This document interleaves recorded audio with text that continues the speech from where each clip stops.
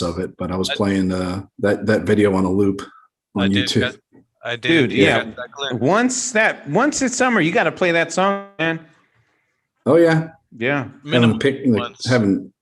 They're having like table and chairs set up outside, like on a car on the back of a flatbed. Playing dominoes, as one should. Yeah. Yeah. Yeah. That video on a loop.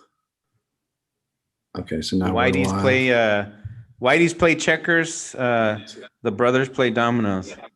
Whitey's play, yeah. No, they play chess. Everyone else plays dominoes. Chess. Yeah, everyone else. Asians play chess. No, Russians. Yeah. I wonder if I know how to play dominoes, because I think I do, but then I see in the movies the black folks are like, they're always like slamming the dominoes down, and the part of dominoes, like whatever dominoes I was playing, there was never any need to, I don't know, it was never that physical. So I don't know. You just get into it. That's all it is. It's like is that what it is? Okay. Yeah. All right. Because I was just like, you just match up the numbers, right? That's all. You just match up the numbers on the dominoes, and I believe whoever gets rid of all their dominoes first. Yeah, I think so. Okay. Bi-weekly. I'm looking at the plugs, and we usually plug how we figure, right? Yeah. Yeah. Are the posts how we made figure for the group and all that? Are you looking at the document I made? Shoot. Yeah, I'm looking at it. Yep. Yeah, I think I've got a pretty good list there. I mean, you could try to make it as short as I can, but cool. But make it your own. It's fine. I was thinking the rundown for the summer stories. We could go Chris first, then Jane, then Rob, and me last. Okay.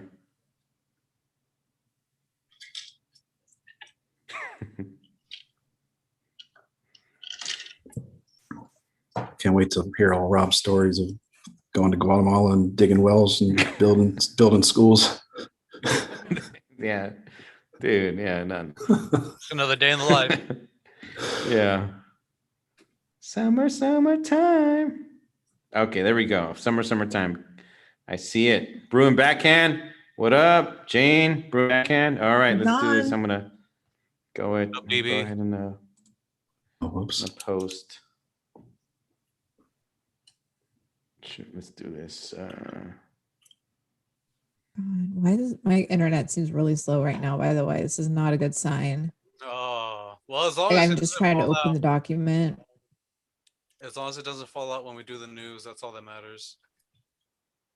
We're kind of getting used to it a little bit. Yeah, it's like the internet. It's not like it happens. I mean, it happens every episode. It happens like once an episode. It started making like a recurring theme. Jane's at least probably twice. Twice, maybe. Okay. 2 to 5 times. I saw thank you guys your the carnivore episode was 2 hours and 30 minutes. No. No. There's a lot of after show. Okay, gotcha. Yeah. I think we kept it to an hour and a half. There's some before pre-show and a long after show. Cool. Were you daunted by the runtime, Chris? Yeah, it intimidated me. No, I'm just kidding. Well, I got it before was the final cut. An hour and a half, just 1 hour 31 minutes. I think. That's what I thought. Figures you'd say that. All right, so we're live, but I guess I can't view it because I'm on the view and live control room. What's that mean? Oh, like you could view it live. Oh, I'm at the YouTube studio, and I guess I can do things to the video as we go along. That just seems way too much for That's sick. Me to handle. Why can't I get this on this side? Interesting. Okay. Well, I'm just gonna ditch that. So should we try to hit the news at like 1:10? Sure. I feel like they're really short. So did you hit up the book, or are we skipping that one this time around? Oh yeah, were we gonna I don't know I if you've didn't got plan anything. it. We skipped it last time. Do we want to start doing it? Wait till the next episode, because if you didn't find anything, then don't Okay. worry about it. What are you talking about? The Yeah. book? The old news. Yeah, the old news, the Oh. LA Times. Yeah, just make sure they're like they really play well for just audio only, I guess. I don't know. Guess they would Yeah, if you read the they're- headlines. Well, no, I would read the article. Gotcha. She'll find some way to tie it into the episode's theme. Or Oh, okay, I see. So just kind of treat it like a Oh Yeah, yeah, like some of that's them kind of you cool can't if you get did that in. What's that? Yeah, like some of them have the full article, but some of them it goes to the next page, but you don't have because it's only the front page.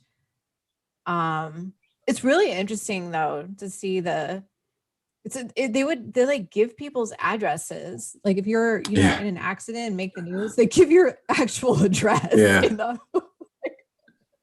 Wow, that would never happen now. Yeah, I wouldn't know how I had to feel about my address being given out in case something went bad.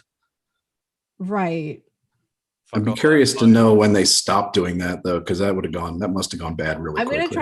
I'm gonna try to figure that out.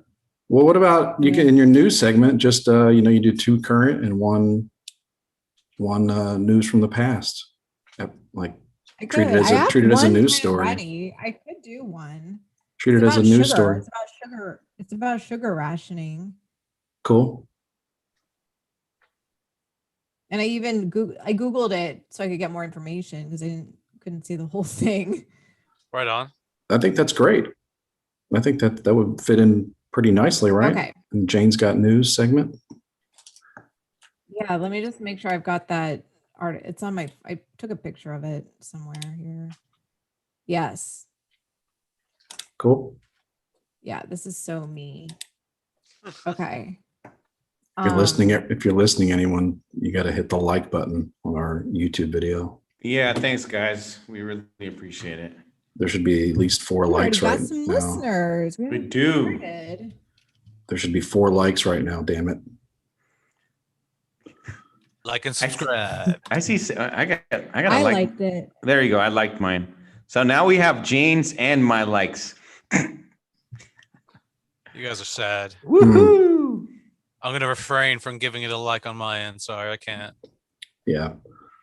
You guys failed that test. Are the posts made? Can we start doing this? The posts are. Oh shoot! Hold on. Let me. We gotta prove the ASOLs one. Sorry, guys. And approved. Every time I do a post, I'm on the thumbnail. I'm looking away. It's because I'm always writing. Anyways, we're good. All right. 5, 4, 3. Hold on. What? Hold on. I'm sorry. I didn't even see you. I didn't even see that you were drinking there. Sorry, buddy. No, I just need to get a document up somewhere here. Let me find it. All right. And then everybody's audio, because Jane, we got to make sure Jane's audio is. It's as high as it's gonna go. We checked all my volume. It's fine. She's coming through okay on my end as well. Keep into that microphone. 1 2 1 2. Turn yours down a little bit, Rob. There you go. 1 2 1 2. Yeah, good. That's yeah. better. Okay. Cool. 1 2 1 2 1 2. We good? Everyone ready? We are good. All right. 3, 2, 1. Good evening, Endless Ranters. Welcome back for episode 72 of your Endless Ranters podcast. My name is Chris, but I am just one of your hosts for this evening's show. Joining me tonight are the lovely and talented Jane. Hi, Jane. Hi. Hello. Hello. Hello. Robbie Spotlight's in the house. Hey, what's up? What is up with you? What up? You weren't expecting me to ask you back, were you? Oh, okay. I'm doing well. My week's been. Well, we'll get to it later on. Yeah, we will. And what's going down? It's producer Manny. What's up, my man? Hey, I just came back from, the studio, getting a little practice time behind the drums in, so I'm feeling nice, loose, and relaxed, ready to get this episode on the road. Nice. Getting into the drumming, huh? Or just keeping up with the drumming? Keeping up, yes. You go to the studio often? I try to go daily. Nice. Yeah, at What least an hour. studio is this? Is this like do you go by yourself and just play drums, or do you get to like mingle with other people and be a band for a couple hours? No, I'm too shy to jam with any strangers. It's actually at my friend's house at her parents, and they have a garage they don't really use, so they graciously let me use their garage as a practice space. Fun. Nice. I just call it the studio because I think it sounds cooler.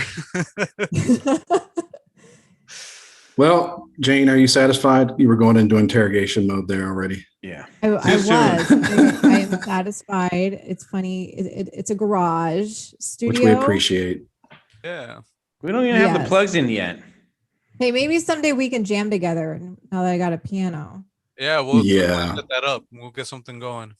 Yeah. And so, Manny, can you do chopsticks on the drums? No, I need something heavier. The chopsticks are too light. Okay. Yeah. Okay.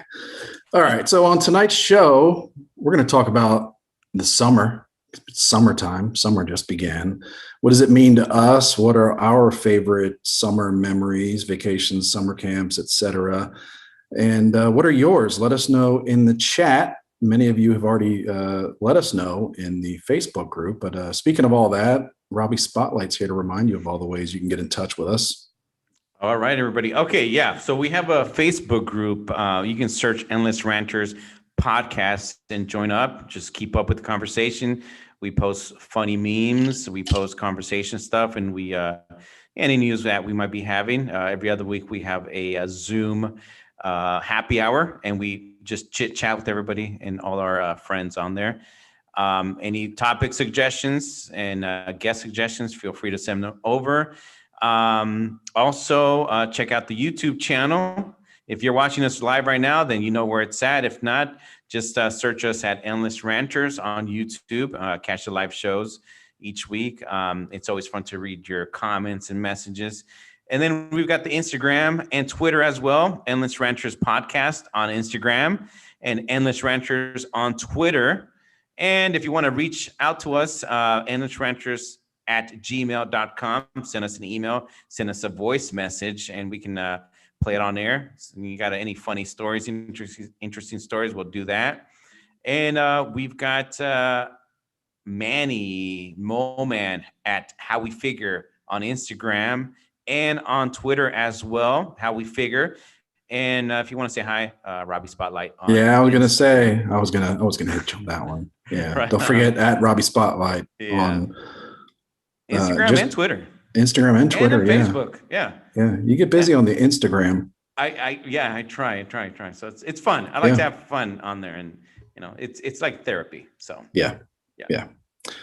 So thanks, man. Appreciate it. We have a lot of stuff going on. Yeah, we got a lot of homework for y'all to do. But before we start talking about the summer, special thank you goes out to our episode 71 carnivore guest, George. Jane, George was amazing. Yeah, how'd it go? What did we learn from this our special episode? Oh my, yeah. So George was. You guys should get a chance. It's on YouTube. I'm about to post it as a podcast, and he has just an incredible story of getting really, really sick. He was diagnosed with MS 2 years ago, and just kind of luckily kind of heard some chit chatter about going keto and then carnivore. So he took that on, and it really helped him. And he's taken it. He's kind of an extreme guy, so he's taking it to the next level. And he eats raw, he eats raw organ meats, and he makes raw organ meat smoothies in the morning. I what's that? There was a CSI episode about that. Yeah. I just saw an 80s B movie. Blender. Okay. I've heard, I was just watching a movie this week called Parents. It's not like that, right? It's whoever's seen that B movie, it's called Parents. It's one of the Quaid brothers. He eats meat, but it's not animal meat, if you know what I mean. Yeah. That's not George, right? No, it's not George. Oh, okay. No. Okay. I think Rob's saying that, Jane, you're going to be a cannibal soon. That's the next level. Yeah. That's the next level in carnivore. Like our news item last week with the guy who ate his mother. Oh yeah, exactly. I think the next level is you're going to be driving past a farm and you're going to see a cow with like bites taken out of its side while it's alive. Yeah. Oh, what happened to that cow? Oh, this guy is really into carnivore at the next level. Take it to the next level. Oh yeah. Well, fresh. So George was kind of a weird, interesting guy, but not creepy. So I don't know. Good weird. He's not reaching the cannibal level. Cool. When I say next level, I just meant organs within a cow. Also, we're not fatty enough to be that interesting, I don't think. Anyway, humans. I don't know. I saw there was a CSI episode. The CBS television show Hit CSI, and they caught the lady. They caught the lady that was like making smoothies out of people's spleens and stuff. Did I say that right? Spleen. Ooh. Yes. Spleen. Is there a I don't know PH how in else there? you pronounce spleen. I thought it was like spleen. No, I thought there might be a PH. Okay. No PH sound in there. All right. If you talk to Charles Barkley, he'll say there's a lot of meaty women in San Antonio. Oh yeah, that's right. Yeah. Tisk. Anyway, so yeah, George. Good food down there. I really liked his story, and you could tell it just works for him, and he happens to have a medical condition where this just works. He needs to do this. He had to figure this out, and in order to live like a thriving life. Yeah, that's fascinating. I wonder. Yeah, but he kind of gets that opportunity then to know what it feels like to eat in such a pure way, whereas most of us don't have that kind of motivation because it doesn't hurt us as much to eat a little crappy here and there. So yeah, the results aren't really. I mean, the results aren't really massive, but for George they were. Yes, but I actually think we can feel that level of like clarity, and that it would make a difference if a normal healthy person did that. I think they really would feel a difference. It's just hard to be motivated to keep going when it doesn't derail you to cheat. Yeah. Does one of the medical conditions, what if you have erectile dysfunction? I'm asking for a friend of mine. He talked about this. He literally said, I had no sex drive for like a year, and then I figured this out, and now a midget can do pull-ups on my dick. That's literally how he put it. Pull-ups. Okay. It's been a while since I've done pull-ups. So, okay, cool. Manny, do you have his number? That's not creepy weird. No, I'm just kidding. Well, that's really cool. I think,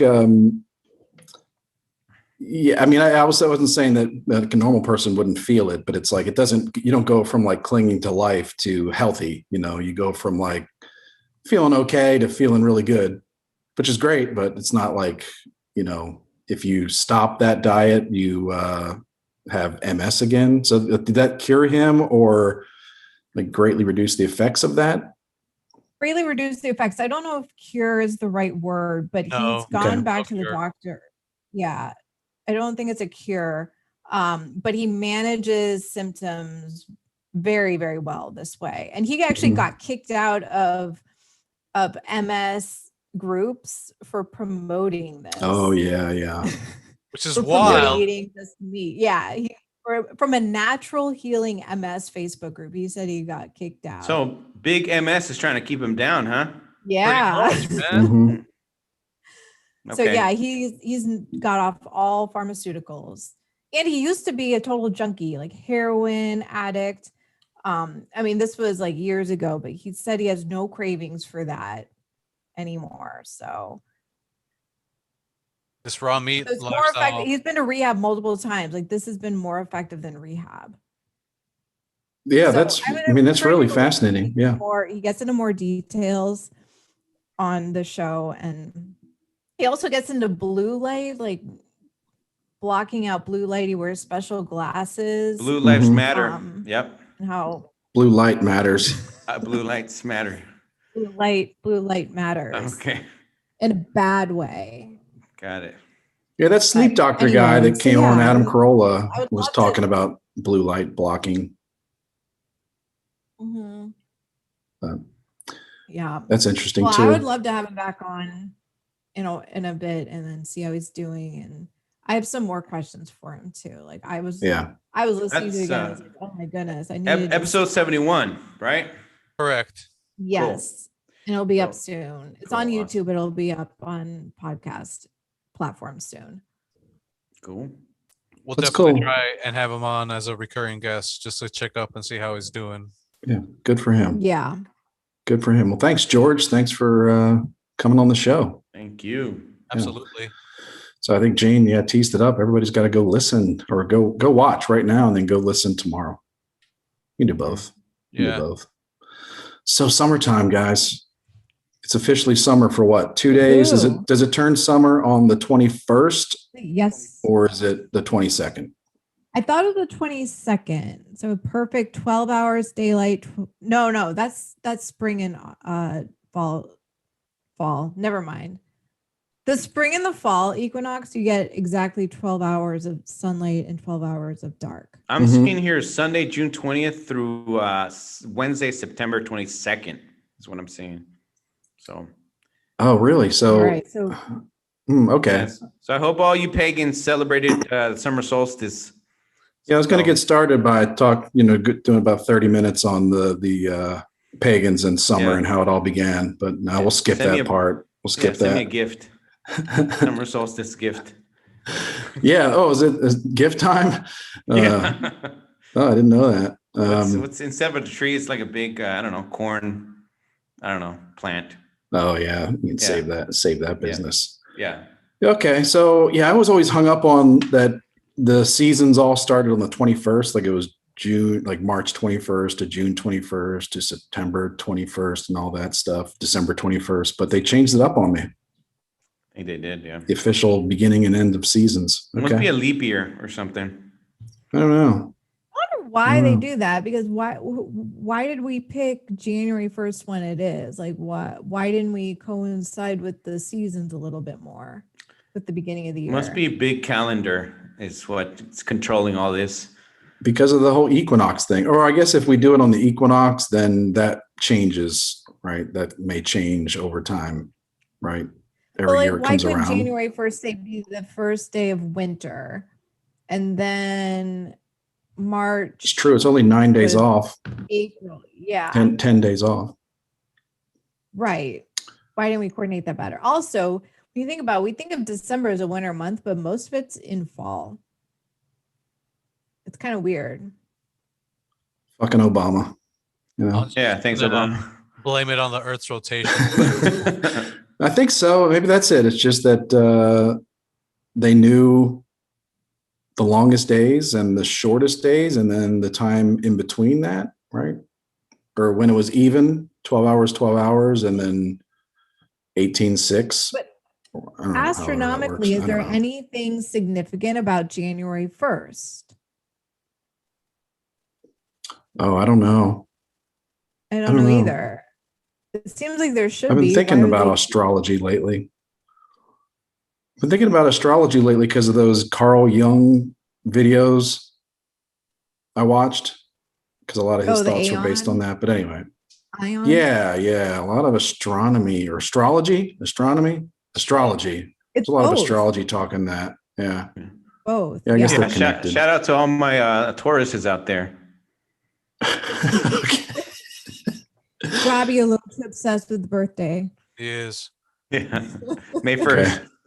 You're not gonna. It's over. You're not gonna. Bust out. My birthday month is over. Anymore. Nope. Yeah. Damn. Okay. Fine. So summertime. I don't know. So if we're talking about our favorite memories of summertime, I don't know. I guess for me, when I was a kid, taken road trips. Like my family, we would go to Ocean City, Maryland. That was like a 3-hour drive. But, as like a youngster, that was like a big event. We used to go to Myrtle Beach, South Carolina. That was like an 8 or 9 hour car ride. All of my best memories, I think, have to do with like road trips.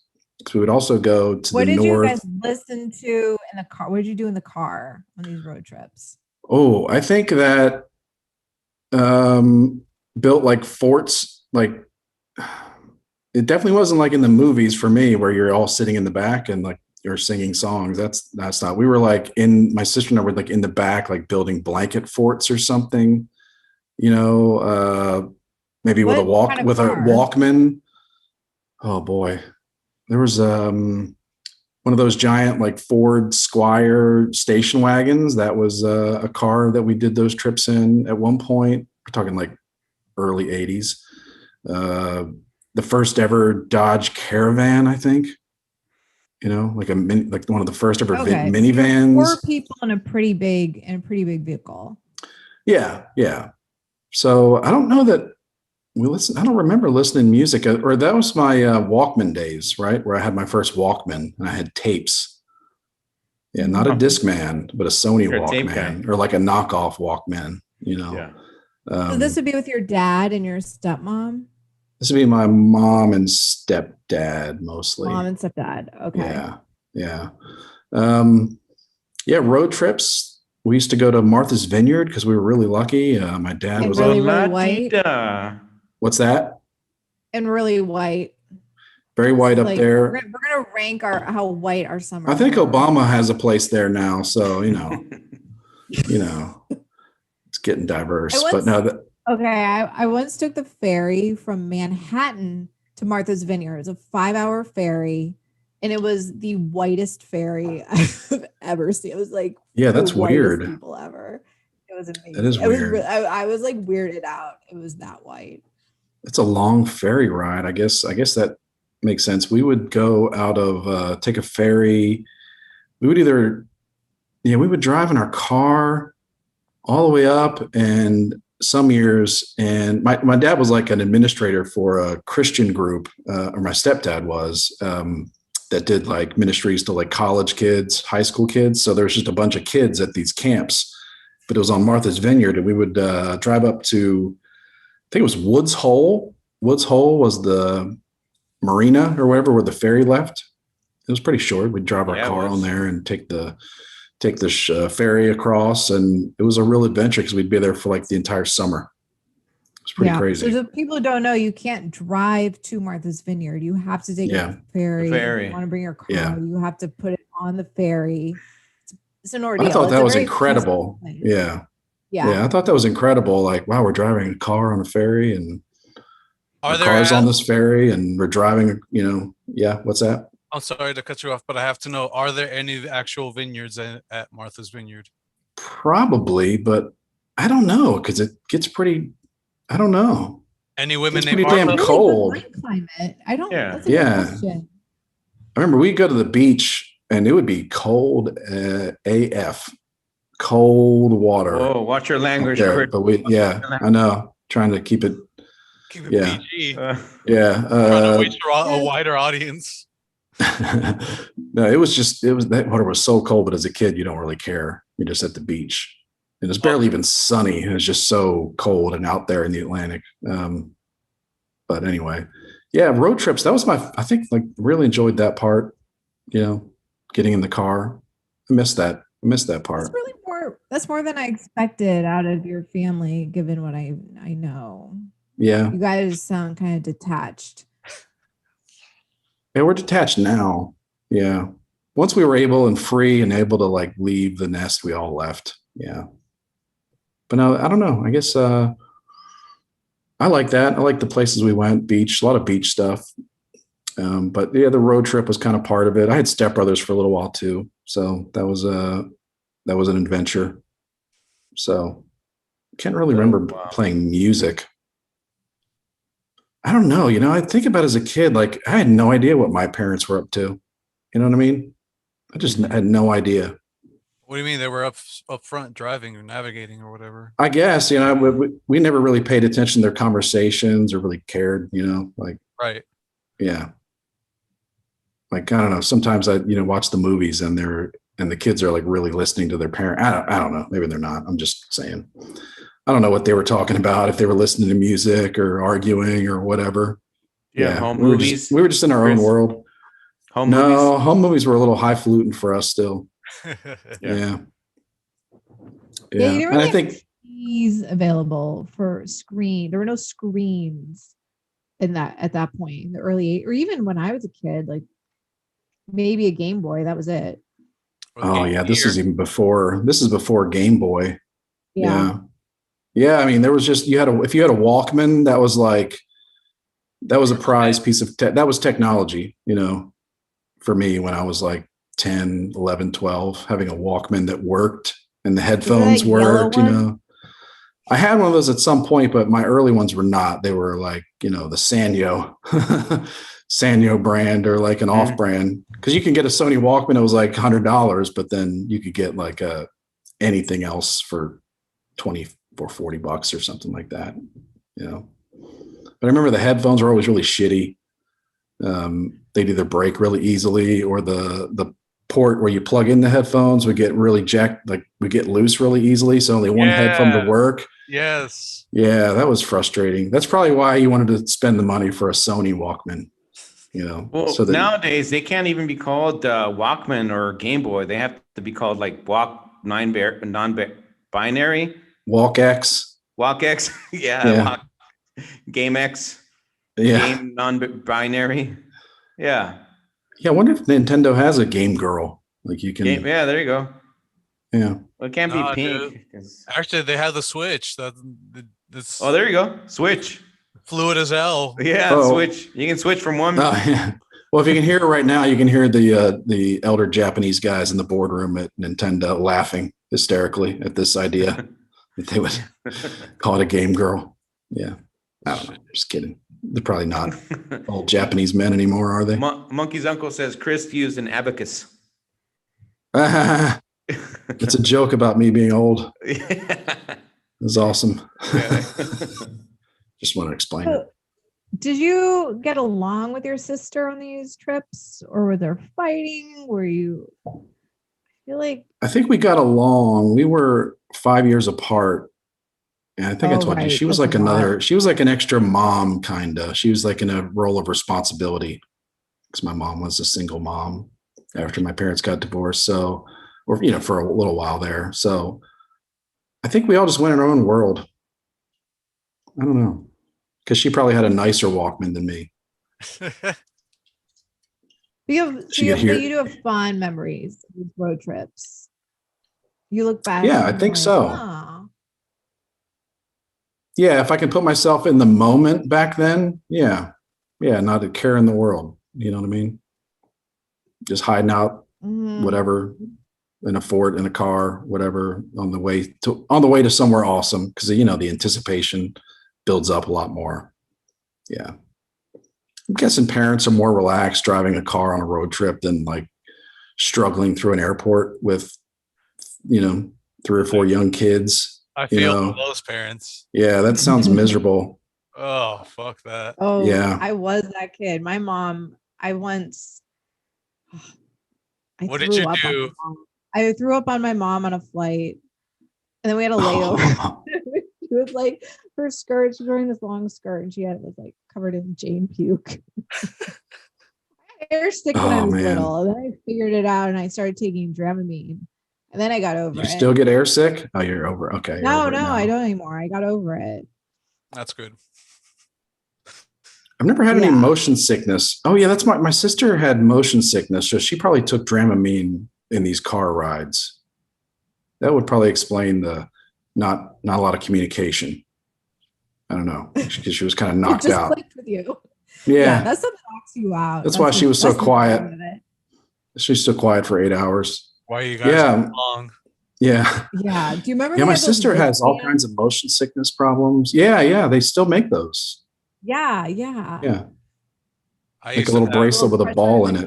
Pressure right on your wrist. Yeah. Interesting. Okay. I used to have motion sickness too. Got over it. I didn't know that there was medication that you could take. Otherwise, I would have bugged my parents like, "Hey, hook it up. Tired of feeling like this." I've never had any of that stuff, so it always kind of confuses me because I just never have had it. So my sister would always complain about it, and like, I don't get it. I don't understand. It's weird. I've had it also. I used to have it sometimes. I remember like many years ago, I was like maybe 19, 20. I'd be in a cab in San Francisco at nighttime. I used to work at nighttime. Sometimes I'd take a cab home, and the cab would just go like zooming and like left, right, real fast. And my stomach, I like, by the time I got home, I feel weird. Like my stomach was, I had motion sickness. And when I used to play back in the day, GoldenEye on the Nintendo 64, James Bond. Yeah. Oh man, the first person shooter is like, oh man, I can't. Eventually I got used to it, but I used to get motion sickness with that. Oh, really? Yeah. And Doom. Oh. Doom. Yeah. Weird. I can see that. When it comes to the driving, it's weird. very driver dependent. Like some drivers are just so heavy footed and they slam, and it's like they have no regard for the fact that they got passengers. Like it drives me insane. You probably wouldn't like driving with me then. Are you heavy footed? Yes, I try to mind it. Slam on the brake as soon as you see something happening. No. Just mostly with the gas. Yeah, I feather the brake because otherwise I know that would do more damage if I just started slamming on them all the time. Oh, the thing is that people that when you're driving, you have your feet in control of the pedals, so you're kind of gripped. You have your hands on the steering wheel, so you can be like swerving and weaving in and out of traffic. It just doesn't affect you. But your passenger is sitting there without like a steering wheel to grab onto. Yeah. Because they don't know what's about to happen. When you're driving, you know what's about to happen. Right. And your body can adjust before it's happening. Your passengers not, but I think the braking hard is worse than the hitting the gas hard. Like going forward is worse than being thrown back. Well, I remember a few years ago, 2 years ago, some of the assholes for the Corolla 10-year anniversary, we all kind of met up. And this one night, Kaz, former guest Dan Kaz, he drove us around a little bit. Man, Manny, were you in the car? Someone was in the car. It was Luis. It was Luis. Man, it was crazy. It was like he was like in Dukes of Hazzard, like yee-haw. It's like he was left, right, left. I didn't know Jewish guys could drive that crazy. Kaz, you're crazy, man. Dude, I don't know, but I'm convinced that Kaz is a terrible driver. I don't know. That's all it took for me. Like, does that surprise anybody? Like that he's just like, Duke boy in it, right, all around Los Angeles. He does give massage. How are his massages? There must be some stressful massages, man. I don't know, but I can believe it. I can see him like going full Bo and Luke Duke driving around Los Angeles and like, there's traffic, so like hit a ramp, get up on two wheels. Yeah, two wheels like in the General Lee. There's a couple of videos of us in the car with Dan. Of him driving crazy. There's footage. So one of these days, someone's gonna unearth some of that footage. You'll post it to the Instagram page. We can post it. We can find it and post it. Yeah, make a little highlight reel. Yeah. Jane, tell us some stories about your summer. Yeah, so vacations. I grew up in the Bay Area, but I actually had very East Coast centered summers because both my parents are from the East Coast. So we would rotate, one summer in New England where my mom's from, and next summer would be in Pennsylvania where my dad's from. So we'd visit,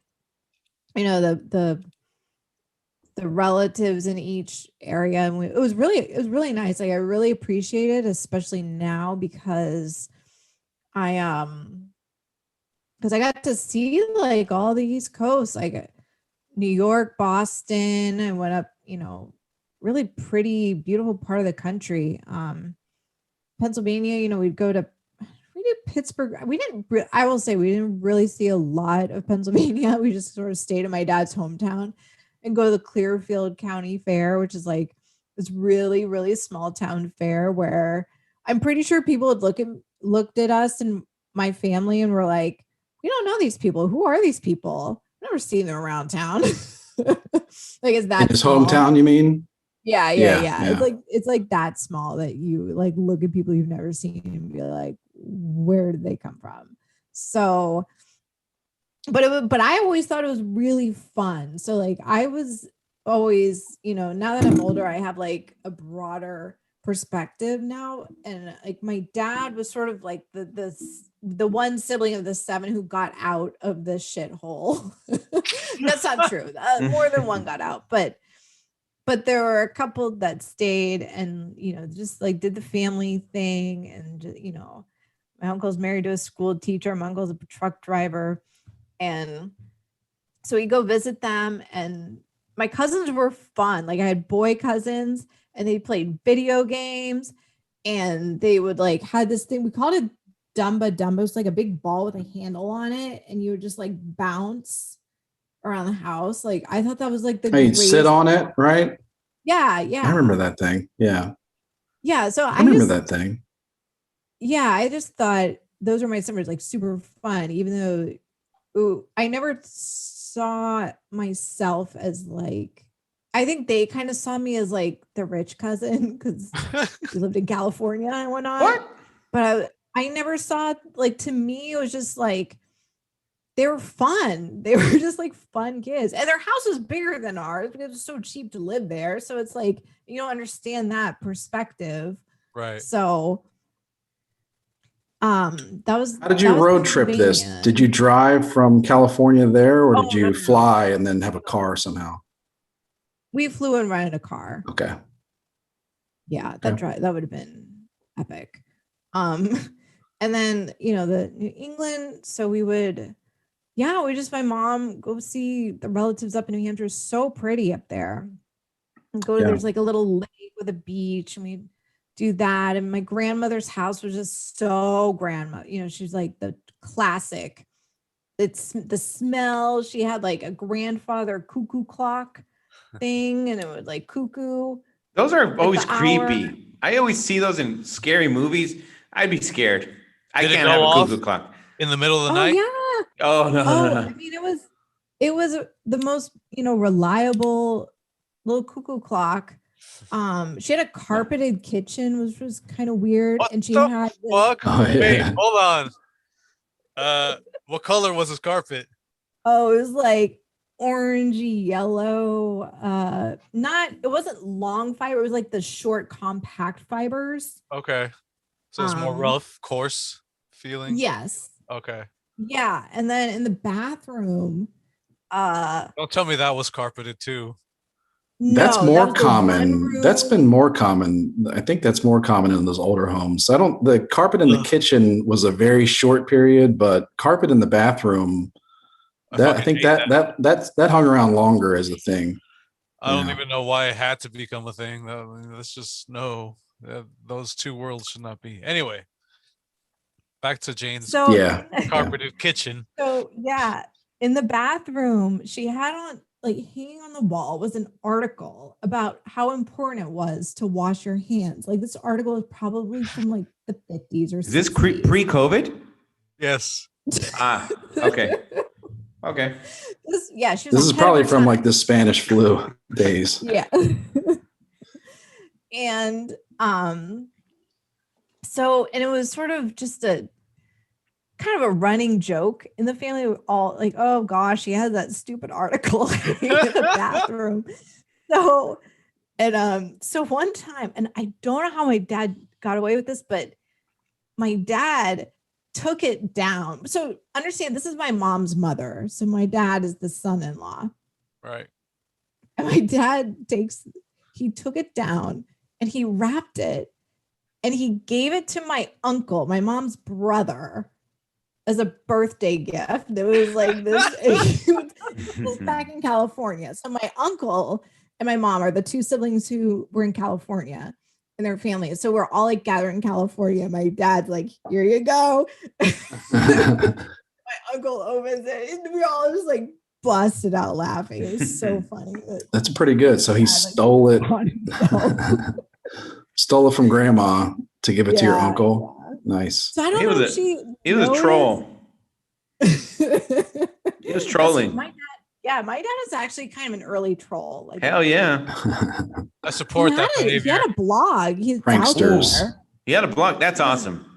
Yeah, he's funny. He's a funny guy. I should share that. Yeah, he was a blog about his pranks, or what is this blog about? It was like some political stuff, but not an aggressive one by any means. But he did have a sense of humor. Seems like yes. I like that. Like, look, I think we were talking before the show. I like to make fun of my friends. I kind of jab, I poke, I make fun. As long as you don't take it like personal, then we're all good, bro. It's all. If you take it personal, just hey, send me a DM. Hey, Rob, you know that meme you made about me? Yeah, can you not? And I'd be like, okay. I won't make fun of you anymore. Yeah, no, he never put things everyone liked him, even though he was kind of like the staunchy libertarian guy in his group. Like, he was very respected and appreciated. So, and I'd like to think he still would be today. So yeah, that was my grandmother. I'm trying to think. There was a summer we had to move her out of this house. So she had been in this house for decades. And it was finally time to move her to the nursing home. So we spent a month out there one summer, and just going through all her stuff. It was like all the siblings, and yeah, it was, she had like she was a hoarder too, because she grew up in the Depression. So she had that natural like Depression mentality. Mm-hmm. And had like National Geographics from like all the way back to the 50s. She took jars of peanut butter that were emptied and then put nails in them. She had like peanut butter jars filled with nails. And it's like the worst jar you could pick for that. Because to clean a jar of peanut butter out, I mean, like you could use a jar, like an applesauce jar, a jelly jar would be easier. Yeah. Sounds like the female Kevin McAllister from Home Alone. Is she like making traps, setting up traps for like, that's what robbers, I'm thinking. Burglars? Yeah. No, she wasn't too fearful. I think she was just sort of, all she feared was going without. This was. Yeah. Yeah. Oh, she also, the other thing, she would take soap you get down to the end of the soap. Right. Instead of throwing it out, it's so small, it's like a little strip or whatever. Yeah. So she would just keep it. She put it in a jar. She had collected like jar full of soap ends. And my uncle is the California uncle, he's trying to clean things out. And this was before we were moving out. This was like years before, but he was just like, I can't believe she keeps this. This is so stupid. But she would, so he tried to dispose of it, but she caught him before he could get rid of it, and she yelled at him and she took it back, and then she sat there and started patting her soap ends together to make another soap. I'm down with that, but you got to use them, right? Like you can't just keep a jar for a long time. Like you should pat them on to the next bar. Yeah. Just take the end of the one bar and paste it on to the next bar. She didn't think that through very well. I do that if I'm using bar soap. I go in and out of using bar soap. I don't know about you guys, what your bar soap habits are. But sometimes I like the bar soap. Yeah, I like to combine the bar of soap and the body wash, like all together. Okay. That's too much. Okay. Yeah. Overkill. I got the bar. I'm currently rocking the bar soap, but yeah, my dad used to have this little there was like a kind of a scratchy, like a bag almost, like a pouch. And the soap bar would go in that pouch. And then he would use that. It was kind of like, I don't know if it was like an Asian style exfoliator, like you buy those things now. But yeah, and they would that was like, you just always put the small end of the soap, like you never have that little piece of soap like falling down to the drain that you got to pick up. You just have it all. It's already in the satchel. Yeah. Okay. Do you rub the satchel on you or not? I think so. I think so. Acts as the exfoliator. Okay. Yeah. It wasn't a soap purse. You open like, let me get a piece of soap out of this purse. Soap fanny pack. But it was like I don't know. But yeah, I'm down with What about old soap? Like when the soap gets really old like that in this jar, you imagine that? Like it's still perfectly good soap though, right? Or would it be like, that's gross? Would you say that? Aerating. I don't know what happens to soap. Does it go Just bad? gets dry. I've never heard of an expiration date on soap. Yeah. Does soap go bad? Well, everybody's had that. You have that bar of soap that's been in the shower for years and it's not getting wet and it's just kind of dried and cracked. Yeah. Just stick it up your keister and, as the days go by, you're automatically soaping yourself every time you're like walking. Cleanest a-hole in the land. Yeah. Okay. That's right. That's great advice for someone else. Sorry, I didn't mean to. I was just had some thoughts about like old soap. Like it never really goes bad, even though it kind of looks, it like feels gross. Yeah. But like if you have an old wad of soap ends and you just get it wet, it's kind of good as new because then it's like shiny again and like good to use. Like put it in the blender maybe. No one else have any thoughts on that? Maybe no. Brew and Backhand can talk about the science of soap. He likes the soap on a rope. Yeah. Soap on a rope. Oh yeah. Yeah, you can tell. I don't know. Brew and Backhand might have gone maybe served some time in the slammer maybe. I don't know if he's Ivy League or a criminal. I don't know. Well, he's like a prison. Do they have to share soap with each other? Probably. It's like communal showers. Communal soap.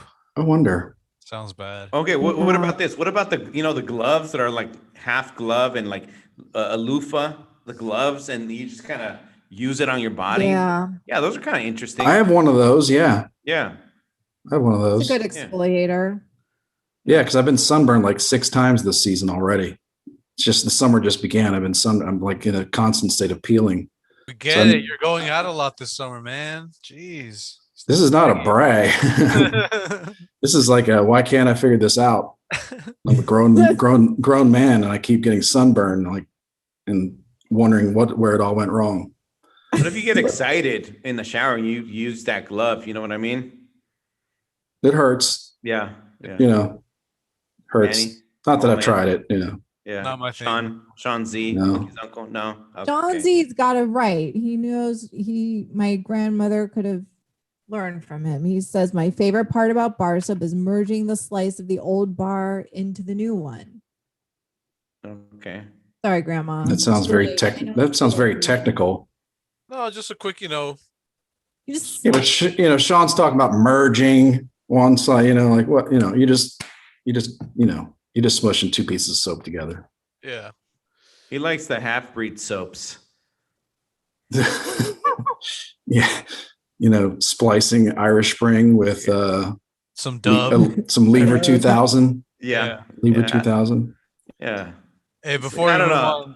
Brew and Backhand is talking about how they used to make soap from animal fat. I've actually heard that tallow is a good soap to use. Yes. And moisturizer too. You can eat it. You can rub it on your face. You can smush it in your hair. You can rub it on your face. You can eat it. Tallow. Yeah. You can also use it to bathe. Tallow. You can do everything. It's a wonder drug. Yep. Good call, Brew and Backhand. Before we move on to Rob, Jane, most memorable summer moment. Oh gosh. I don't know. I think we did like the one big summer trip where we hit up like Boston and New York and we did the Statue of Liberty. That was cool. It was like my first trip to New York. We went all the way up to the Crown. We got a picture. Yeah, that whole trip was probably my favorite. I was 9. Right on. Yeah. You didn't ask me that, Manny. Well, what's your most memorable? Because I took a quick step outdoors, so I didn't know if I had to be asking. Oh, I see. Question. Yeah. No, going to summer camp. Summer camp was the only thing I would add to my summer memories. Was going away to summer camp to Camp Susquehanna in like north central Pennsylvania. Right. It was on a river, but it wasn't the Susquehanna River. I always thought it was. I saw today that it was on something else, Lyman Creek or something. Looked like a river, but yeah, like that was fun. My son went to summer camp this summer too, so he went away for a week. But yeah, I used to go for weeks at a time. Parents would drop us off, and those were great memories. Just being completely free. Yeah, at a young age, just like not see your parents for weeks. I never had that opportunity, Yeah. so I'm envious of people like you who have had that opportunity to just roam around unsupervised, get into all sorts of adventures. I guess you did have supervision, but you just it didn't feel like it, because your parents weren't around. You were really like, it was almost Lord of the Flies type of thing, with all the kids. You know who else had good supervision was Superman. Yeah, he did. Yeah. There you go. Never suffered from the ED either. Well done, Yeah. Rob. Yeah, I always have to, kind of bring back the dad jokes up in here. But yeah, you got to have, what about the camp counselor? Any fun ones out there, Chris?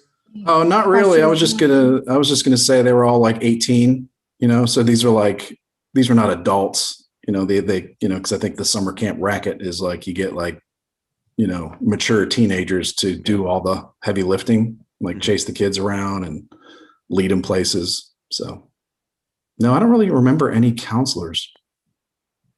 No violent deaths. Not that I know of. No, I don't think so. Okay. I don't think so. All right. But yeah, summer camp, I highly recommend it. I wish they could bring it back for like for grown men somehow. They did. Well, a few years ago, there was one being advertised for, summer camp for adults. There's like drinking and all sorts of, games and kickball. Oh, hedonism too. I think that's what it was on. I saw that commercial. No. And then that also eventually devolves into like either a cult or Lord of the Flies type situation. Yeah. Take your pick. I'll take your word for it. Yeah. Rob, hit us with your summer stories, man. Yeah. All right. Okay. Look, I was my parents worked a lot. So they kind of left me on my own. I always had either a Nintendo or Super Nintendo, but I had friends. I don't know. I was maybe in the fourth grade or so, fifth grade. I used to play baseball or softball with, tennis balls in the summer. And I used to hop the fence with some of my friends and just, use the school yard to play some baseball, which was always fun. I always liked baseball. I think baseball might be my preferred sport. So it was always fun. We had usually my friends and one of my friends, the dad would always join us, and he was always the adult, and it was fun. I do remember at one point, one of the games that we were playing, the other team, they were beating us, and at one point, like I don't know, I get upset sometimes, and my cousin was playing with us, and he was in the outfield, I was batting, and then he just started saying, you guys are losing, you guys are losing. And then I just grabbed the bat, and then my friend's dad was right behind me. He was the catcher, I guess. I just put down the bat. I was like, you know what? I said, fuck you. And I was like in the fourth grade, and my friend's dad behind me is like, Rob. I'm like, I'm sorry. Just like, dude, why are you making fun? And then at that point, my cousin was living with us at home. And whatever, I was mad. It's like, dude, why? We're just having fun. By the time I get home, like he got home before I did. By the time we get home, everybody's waiting for me in my dad's, our room, my parents' room, and it became like one of those kind of like Brady Bunch, family meetings. My dad's like, all right, we got to talk. I go in the room, everybody's in there. My parents, my little brother, my aunt, who it's like an intervention or something for cursing. Oh yeah. My dad said, hey, sit down. I said, okay. And he goes, yeah, son. So is it true what you said to your cousin? I was like, here we go. I said, well, yeah, but he was making fun. And then he goes, he said something like, what are you, a donkey? In Spanish. And then I looked at him. I said, I'm not the only donkey here. And then he just proceeds to backhand slap me. Oh, good. Yeah, you had that coming. And then I look at my cousin. He's looking at me with this smirk. I'm like, okay, all right. I see how it is. I think that was probably the last time we played with my cousin. I don't know. Like I said, are you saying you got him deported? That's cold, bro. Yeah, that's cold. I was like, yeah, hello, INS. What's 911? No, that's like 611 or something. No, but is there a special number for that? I think it was. It's not 911. It's like 611. Oh, no, it's kid stuff. Eventually, now me and my cousin, I don't see him often. Last time I saw him, he was cool. He's got a kid and all that stuff. So you guys did you ever get back at him, or you just time went by? Me and him, we had like a little feud. They lived with us. It was him, his mom, his older brother and younger sister. I get along with all of them, but at that point we had this little feud, and I always thought he was always kind of negative. Like he always had this like attitude, when those kids when you say something to them and they're like, so, or you talk to them about the movie and they're always like, oh, that movie sucked. I'm like, dude, like, does everything have to suck? Like, yeah, they're not. It's like the opposite of one-uppers. Yeah, they're just downers. Right. Some people are always downers. Like, dude, the movie always has to suck. The show always has to suck. I heard it sucked, or whatever. Yeah. Oh, it sucked. Okay, it's now like I don't care. I tell people, okay, yeah, it sucked. Okay, great. Like whatever, I don't care. But I was always playing baseball or whatever, baseball with the tennis ball. It was always fun. I don't know. Other than that, my parents never took me like to the lake or to the river or anything like that. I did play a lot of video games. I was always a gamer, but I did play baseball at the time. Years later, I played basketball a lot. Again, I would hop the fence and play with my friends, but it was a lot of that. What position did you play in baseball, and what position did you play in basketball? Oh, shoot. Basketball was like, point guard a lot. Like I wasn't a super tall guy, so it was always point guard. I would try and shoot 3-pointers, all that stuff, or run into the basket, and kind of like Steph Curry style. And baseball, I was like, I don't know, second. You just compare yourself. You just pick out the best player. Oh yeah, I always thought of myself as Steph Curry. Cool. Yeah. And then baseball was like a shortstop, maybe second or third base, pretty much. I was never like I'd imagine it's kind of hard to have this typical childhood summer in a city. Like you don't have that, large grassy fields to run around. Not a lot. It's not as safe to like let your kid roam. Yeah, actually, you know what? Real quick, my cousins, same cousins. A couple summers, I would go. I'm in San Francisco. I grew up in San Francisco, but we would go from San Francisco sometimes and visit my cousins in Vacaville when they used to live there, which is, I don't know, about an hour and a half away. And Cowtown. Yeah, Cowtown. Yeah, Vaca, or is it Vaca or Vacaville? Well, in English, I guess Vaca. Oh, I never put that together. Yeah, Vacaville. Vaca is a cow. Vacaville, Cowville. That totally makes sense. Yeah. Shout out to Cowtown. Yeah. And I only knew that because I traveled there. I traveled to Benicia, Benicia, California. Yeah, Benicia. Yeah, and yeah. So I traveled there for work, and somebody I worked with was from Vacaville. So he said Cowtown, and I was like, "What?" And yeah. I see, Vacaville. Vaca. Yeah. And then I used to spend some summers there, maybe a week or two, and I remember their house it was in the suburbs, and we used to walk sometimes to a Round Table Pizza. And again, going back to video games, they had arcades there, and we'd get some pizza and play arcade games. Boom, boom, boom. Pew, pew, pew. Play arcade games. There was a game like Knights of the Round Table or one of those type of games, but it was fun. Those were some of my summers, Yeah. So I'm sure there's more stories, but it was fun. Had a good time. Right on, dude. Yeah. Any trips to Guatemala? I can see that, I can see that as being a lot of fun, Yeah. Because your neighborhood and like there's a lot of folks around. They all know you, you know them, whatever. I'm picturing like a 1950s movie. Oh yeah, for sure. And yes, going to Manny, there were trips to Guatemala, and there were times I would spend like a month and a half there. I would like fall in love, quote unquote, with a girl there, and it was fun. You'd walk around the block with her buying ice cream, and and it was kind of love for like a week and a half, and then you drop her, move on to the next one.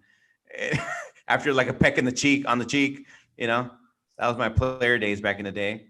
Imagine like, being from the US, then you'd go back home and that'd be, or I don't even know if that was, you were born there? Is that? Yeah, sorry, I should remember. but basically I've been in the US all my life, but I go back to Guatemala, visit my cousins, and my mom has a house over there. Yeah. But go visit my family. Did they see you as like the city kid coming back, or like, because you were coming from America, so like Jane's family in Pennsylvania saw them as like the rich part of the family or whatever? Did you were you like getting the royal treatment or what? So yeah, actually, sort of, for sure. They saw me as the rich, quote unquote, U.S. kid and the city kid. Your Game Boy. Yeah, exactly. I don't think I ever took any Game Boys there, but Your Nike they saw pumps. Yeah, Nike. Yeah, I think. Yeah, was that Nike or Reebok pumps? Yeah, for sure.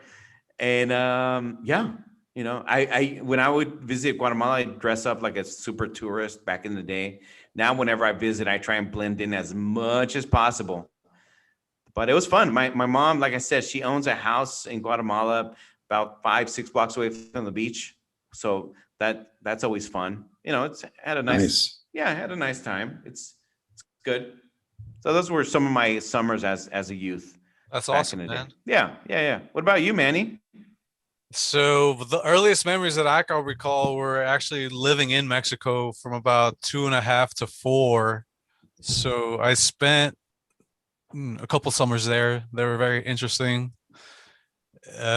Exposed to a lot of weird bug life as far as like the insects go. I think that's why to this day I'm so traumatized about not traumatized, but like bothered by spiders, because at a young age seeing those huge things at that just wasn't expecting it. And like tarantulas, they got a lot of tarantulas down there or what? They have those. They have other ones that are harmless, but they are just imposing, and they move rather strangely. So it was just, and not just those, it was just like a bevy of different insects, just take your pick, just be careful where you step, and so that's why I kind of just got accustomed to always having my head on a swivel, just kind of growing up there. Unpredictable is scary. Yeah, well, it wasn't so much unpredictable. It was just be like, all right, just stay on this road. If you happen to go off a beaten path, just, keep an ear out as well as where you step. Oh, so like snakes, but it's scorpions. Gotta be scorpions, right? Yeah, dude. One of my uncles did happen to get bitten by a scorpion one day. So always, mind your area. Scorpions are really small though, aren't they? For real. Like in the cartoons, they were always gigantic somehow, like gigantic scorpions, but scorpions themselves are pretty small. Small, sure. And some can vary. Some can be imposing, but for the most part, yeah, small. Like I've seen bigger spiders. Yeah, dude, it's a crapshoot with spiders. Don't get me started. So experiencing that part of the world and growing up around my cousins, there wasn't that much of like a weird adjustment period whenever I'd go visit them. We'd go visit every other year, and when I wasn't over there, there'd be either summer school going on here or at the local park for a couple of years. I would take jiu-jitsu classes, and they also had like these weird, activities for the kids to do. They'd also take us on field trips, go see the sights around town, or they'd also have the pool, so go swimming. A good chunk of the time was spent swimming. Tried soccer for a few times, did not like it one bit. No, couldn't fuck with soccer. You are the worst Mexican ever. I'm the most. I have to say, I feel like I'm better rounded than most Mexicans. Thank you very much. Oh, you're well-rounded. Yeah, that's true. I just got to learn how to, hunt and kill some cattle, and I'll be set. I'll be more official if you ask me. You're a Renaissance hombre. A Renaissance mole, as I like to call it. Oh, okay. That works too. Yeah. And there was also a basketball camp I went to one year. That was right before I went into middle school. That was really fun because up until that point, I wasn't heavy into basketball all throughout middle school, and then got rid of it. Turned my back on it, I should say. Then there was a couple years I went to summer school because my grades were slipping. So they had me take 2 classes. One of them was an elective. The other was the class that was required of me in order to make it on to the next grade.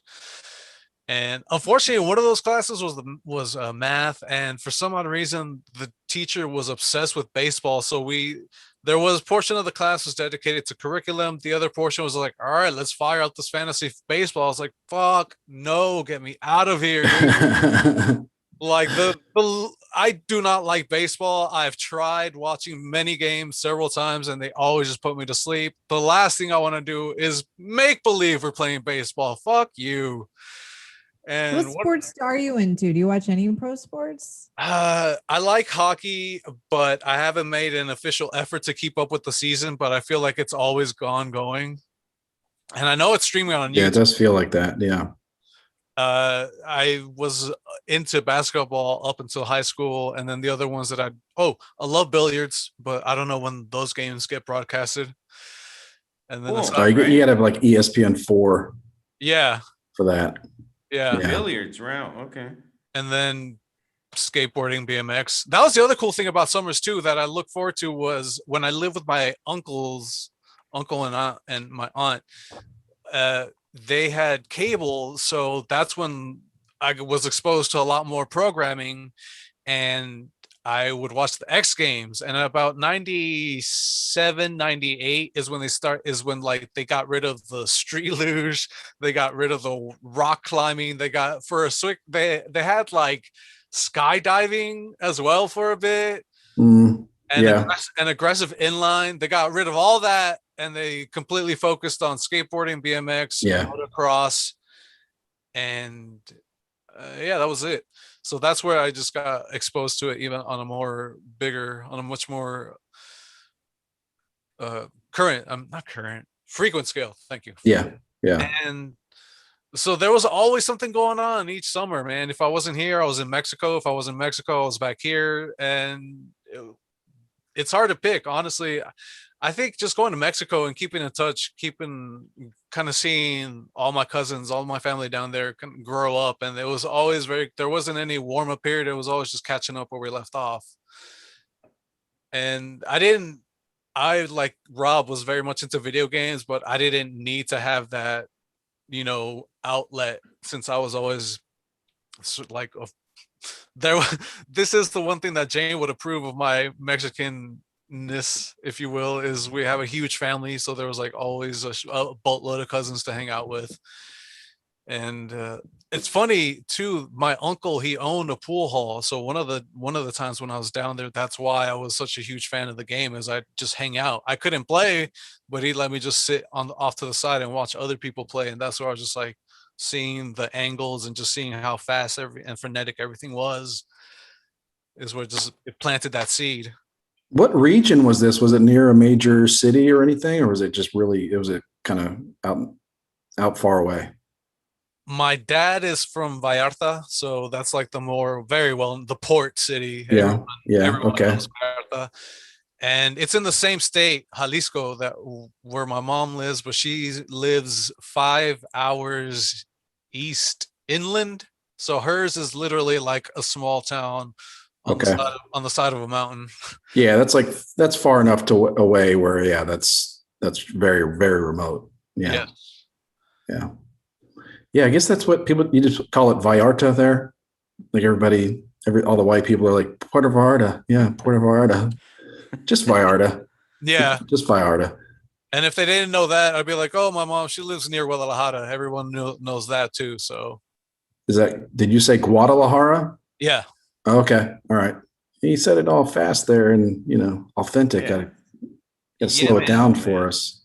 Gotta slow it down for Jane so she knows what you're saying. Good job, Mexican. That was good job. Making it fast. You're one of the good ones, Mo man. Casual. Yeah. Thank you, Colin. As if I'm the source, I should be I know. the judge, right? Like Approved by our official colonizer over here, Jane. Yeah. Well, I think we can rank. I think we should rank the whiteness of our summers.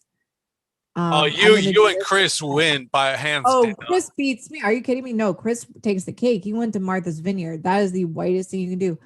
Mine were, in New England in white areas, but we weren't staying. We were like staying with family. We were going to like small town stuff, like working class experience. We weren't, doing anything glamorous. Then I think I give Robbie the edge over Manny because he went to Guatemala, which is a further trek than Mexico. Okay. It's like, it just takes it. It's like. All right. But you may think it's a short trip, but the overall journey is always taking 12 hours, which is unfortunate. Like when you factor in all the drive. No, we flew. The flight itself has always been 2.5, 3 hours, but we didn't have people drop us off. We'd always have to take the bus there and then have another bus wait for we'd have to take another bus from the airport to the other small town, and that bus ride was an extra 5.5, 6 hours. Were there any loose chickens in these buses? Like Guatemala. Never a loose chicken? Are you serious? I mean, we'd stop off in like all the the stops on the way there. We'd, small villages. There'd be small like loose chickens there, but never any on the actual. Not in the damn bus? No. Oh, you gotta be shitting me, man. I mean, we were. If it makes you any consolation, they were buses from like the 60s, 70s, like Okay. It's coming back then. I'm just thinking of Indiana Jones. That's all. I think of Indiana Jones.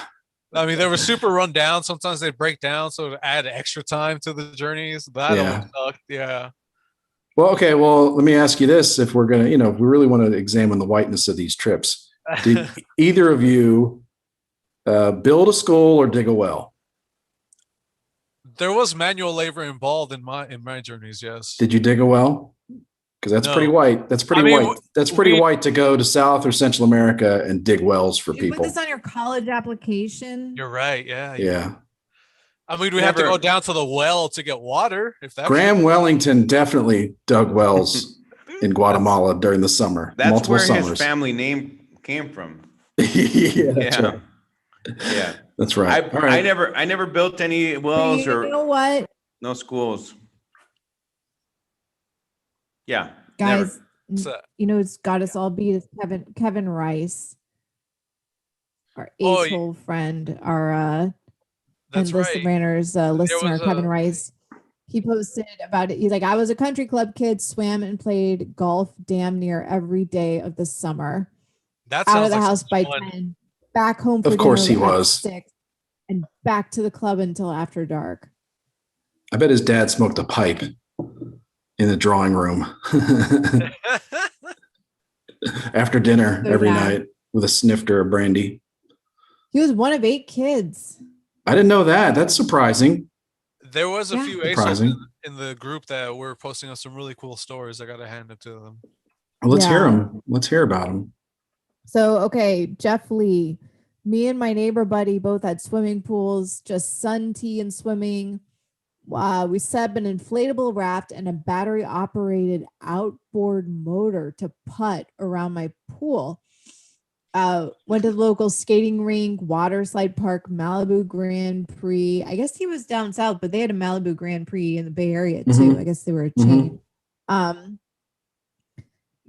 Friend's mom stuffed him in the back of their late 70s Corvette to get to Malibu.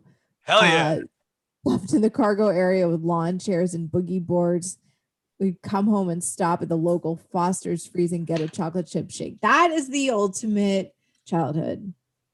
That's like your like Southern California dream. Yes. Like just no school's out, no stress, nothing to worry about. Messiah's Rob, your fellow city boy, skated all over Manhattan. Yeah. Um, There was a few summers I skated around town for sure. Shout out to Messiah. Yeah, I asked him if Yes. he wore DC shoes. He said his shoe, I guess, of choice was Jordan 1s, and he only kept the original pair, and they would have been worth a couple of $1,000s. Yeah, they're pretty expensive right now. So on Womp womp. yeah, and he would skate the Midtown buildings, and most security were off, so no issue. Cops never bothered him back in the day, early '80s and '90s. Yeah. And Mizuki, she said her mom would drop her and her little brother off in the country in Japan to save their grandparents. I don't know if that means she was living in Japan, got dropped. Like I don't. Yes. Like dropped off by plane. Were they living there and dropped off by car? They were airdropped via cargo box, and just a parachute was like, "Hey, your grandparents' house is like over here." Yeah, remember Operation Dumbo Drop? That was Operation Mizuki Drop. Yeah. Good Lord. You just come up with that off the top of your head. It's magic. It's magic. She had a nice, quaint experience there, catching frogs, tadpoles, and cicadas in his grandpa's rice paddies. That does sound very Japanese. I wonder how like secluded that town was. I really I wonder about that. Let me know, Mizuki. How much rural Japan is there? They have the population of the United States in the area of California. It does feel like country, from the movies. Yeah, it does feel like, so from the movies you have Tokyo, which is, obviously packed, but then like outside of that, Japan is just made up of millions of tiny little villages that are like tucked away in a valley somewhere. You know what I mean? Yeah. Like everything seems like everywhere, every setting in Japan and like the movies would be in a very secluded town. I don't know. Maybe I haven't seen the Japanese countryside, of course, but it's beautiful this time of year. It sounds idyllic. Yeah. Wherever she was dropped off sounds beautiful. I remember Karate Kid Part 2. Remember when he went to Japan? Yes. Wasn't that Okinawa? Was it? Is that Japan? I don't know. Yeah. For someone, they were like, they always said this was called Okinawa. Mr. Miyagi, he had him go get a bonsai tree from like some cliff somewhere, Oh, yeah. Totally unnecessarily dangerous, but yeah, they did exactly. They did it. But he fell in love, and it probably was a summer. It reminded me of me. So Steph Curry reminds me of me, and Danielson also reminds me of me.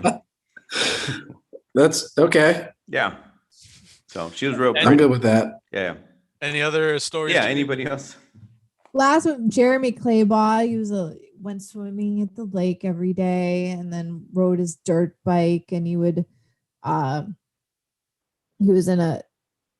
Let's see. I guess it sounded like he lives in more rural area as well. I think rural kids just had way. Yeah, it sounded like he had. Yeah, he just had access to so much. Yeah, you need to kind of. I guess you could do it in the city too, but like out in the country, you kind of have that freedom where you could go a long way, and I don't know. Yeah, it's like free but there's range. Adventures everywhere for kids. Yeah, free range living. So I guess he said this lake was small, and there'd be no more than one speedboat at a time, and it's really just like fishing. Yeah. It sounds so quaint. Anyway. Sounds white as shit to me. That's true. You can't go whiter than Country Club. Yeah, you're right. I mean, it'd only be extra white if you like disrespected, the help there or something. Let us know if you did, if you were. Yeah, who thinks they can? Who thinks they had a whiter summer than Kevin Rice? Yeah, I think Kevin wins. Yeah. Congrats, Kevin. I hope for his sake the Country Club was like Caddyshack. You're canceled. You know what I mean? Yeah, Caddyshack. Kind of shenanigans and Chevy Chase trying to give you beer when you're 14. Bill Murray. Yep. Yeah, crazy groundskeeper. Hopefully, that's what it was like for him. Yeah, cool gophers in the ground. Yep. Yeah, farm it. Yep. From summer stories to news stories. News in the news. All right, good news, guys. So about 40 cows escaped from this slaughterhouse it was a slaughterhouse. That's what it is. Out here in Los Angeles in the Pico Rivera area. So I guess someone left the gate unlocked and 40 animals escaped. 39 were recaptured. One was killed in the process. And one of them, it says, spent more than 24 hours free before being rounded up. The rest of them were caught within an hour. I feel like they need to make a little children's book about this one cow that was roaming free. For the one cow that got far. Yeah, that is a special cow. Yeah. I'm just glad that the audience from The View was able to escape. Los Angeles. Yeah. Yeah. So we got some cool footage here too. Is it about the cow that escaped? It's about all the cows. Stampeding down a SoCal street, just like a scene out of the Wild West. Stampeding. Dozen cows breaking loose from a Pico Rivera slaughterhouse tonight. Deputies trying to corral those cows in a neighborhood cul-de-sac 2 miles away. Several of the animals suddenly breaching the barriers and taking off once again. Let's take a live look now from Air 7 HD. This Hashtag CLM.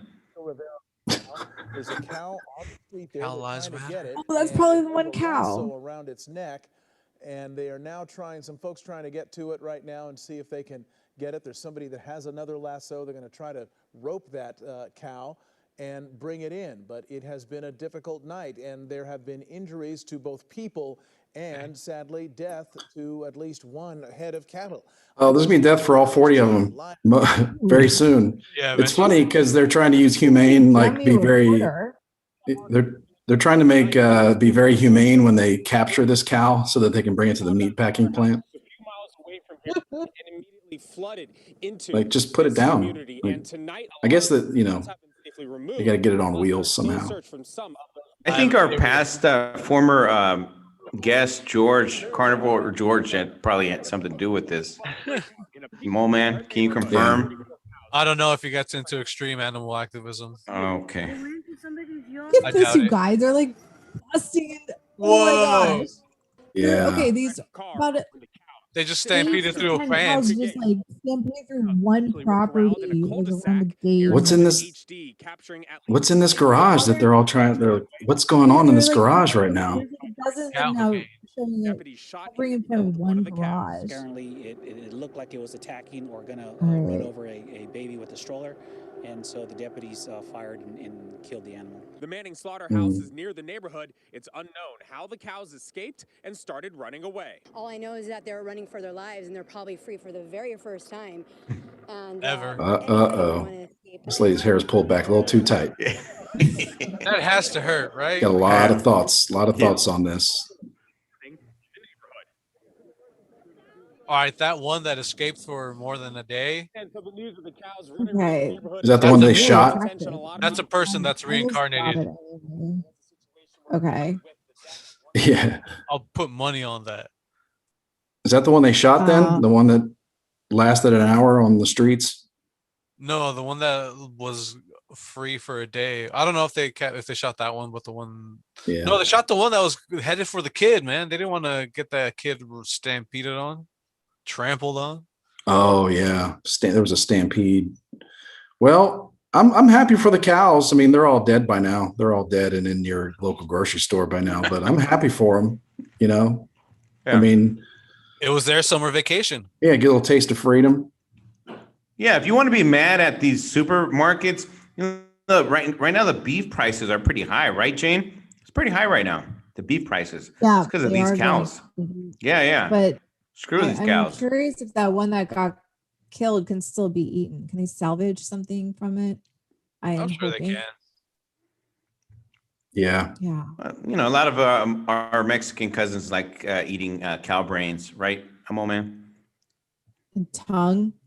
Yeah, they love that tongue and brain. Yeah. Sesos. There you go. Right, so we got some. What if you get one of those cows in your backyard? You could state, you could just say it's yours. Yeah. What is it? Eminent domain, right? Sure. I'll go with that. Yeah. Go with that. Yeah. I'm always a big fan of when animals break out of shit and destroy stuff, especially like you're just looking to eat or kill or eat this animal. So It's like when a deer attacks a deer hunter. Like, that's funny, right? It's okay. For all those people that love Darwin, come on, survival of the fittest, right? They don't like it that much when the bear's chasing them down. Yeah. No. You didn't survive, Cal. Sorry. You're in my tummy now. Yeah. Well, good job, cows. And it was a fun day for you. Yeah. It's more than most cows get in their lives. So yeah. You can share the memories. Pass it down to your grandkids. Yeah, you're gonna be a purse tomorrow. Of course, all right, keeping in with the animal theme, we're going to move to the winter time here. So Toronto-based Canada Goose. So if you don't, for those of you who are only ever lived in warm climates, they make high-end luxury winter coats, very primarily in Chicago. So they said Thursday it will stop buying fur by the end of this year and cease manufacturing fur products by the end of 2022. And they say this is a part of their ongoing mission to become more sustainable. So and what's interesting is back in April of last year, they announced they would stop using virgin trim, which is new fur. So they would only be using what they could said reclaimed fur. So like, I guess, recycled essentially. You said virgin fur and Rob peaked, he peeked up a little bit like, what? Virgin trim. Sorry. Hold on. So what the company is called Canada Goose, or we're just talking about? Yeah, it's the Canada Goose is the company, it's the brand. Oh, okay. So I was in Chicago for many winters. This was, you see these everywhere, and all of them have the fur lining the hood. So you get, and it's fox fur. It's coyote fur. For them, it's coyote fur. And so now they're going to do away with that they're saying sustainable reasons, but I think there's also been a lot of backlash from, they get, PETA protests and stands outside their stores and whatnot, but also a lot of the big name department stores. So Macy's, Bloomingdale's, Nordstrom's, Saks have recently announced that they are going to stop selling coats with real fur, and you would see these coats in their stores. So I kind of wonder if there's a kind of a reaction to the fact that they wouldn't be able to sell them in the big department stores anymore too. So yeah. Anyway, I have feelings about this because I lived in Chicago for 8 winters, and I went without fur around my face until my last winter. And I will say it was a game changer to have that real fur. I spent a lot of money on a coat. It wasn't even like this. It was probably half the price of these. These go for about $1,000. I think the one I got was maybe like $500 or $600. Was it chinchilla? Mine was fox fur. Yeah. Okay. And the Canada Goose is coyote fur. And I will say, like, I didn't have to wear a scarf. I didn't have to wear a hat underneath. I would just had to pull the hood over and I was done. Bam. And it was just the fur ring around the front was enough, or the whole hood was made out of like a. Just the ring around the front. So then it would like block out the wind, and it would go beyond your head. So you would just be like kind of like enclosed within your hood. Yeah. So I wonder, like, wouldn't they have jackets the same style, but with like a faux fur thing? And I guess maybe the faux fur doesn't keep the heat. Yeah. I mean, think about it. Animals evolved to withstand this climate. Like, they evolved their fur to withstand this. Yeah. That's why we use it. And I don't like fur as like a purely style fashion statement. I think that's a little gross. When it comes to just being like, I want to be warm. Yeah. I mean, it's kind of the same thing as eating an animal. Like, we're trying to survive and thrive. Yeah. No, I don't really, I don't really have any strong feelings about fur, pro or con. I don't really care. Don't really care about those animals. Don't really care about the people that really care about those animals and like want to shut all that stuff down, it's like, yeah, those are warm. You know, like they should go protest the Inuit people in Alaska or wherever the hell they are, way up north, Eskimos or whatever, when they're like making clothes out of sheep or not sheep. Oh, like what are the things in seals and whatnot? Yeah, seals, whatever.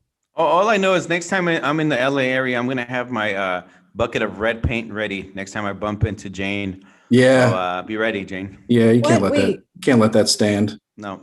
Red paint. Yeah. You know, me and my PETA people. It's like blood. Yeah. Oh, that's right. That's like their mark. Yeah. Solidarity. Right. People like Rob do. Yeah. Yeah.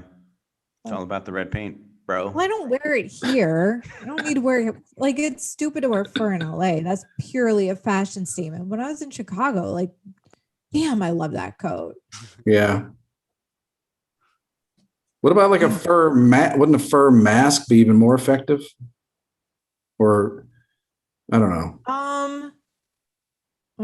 It's a little creepy, I guess. We all know masks are annoying now. But this is just true. You don't have to block your face. Like, it comes forward of your face enough that it just, you still can see and you can breathe, but you're not getting the wind in your face. Like, that's the purpose of it. Yeah. Plus, there's just way too many coyotes in this world too. You know what I mean? Way too many coyotes. Yeah.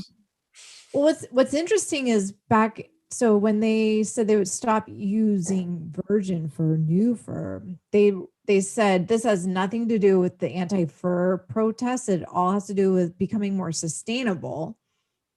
And that was a year ago, and now they're saying no fur at all. So I find that kind of interesting.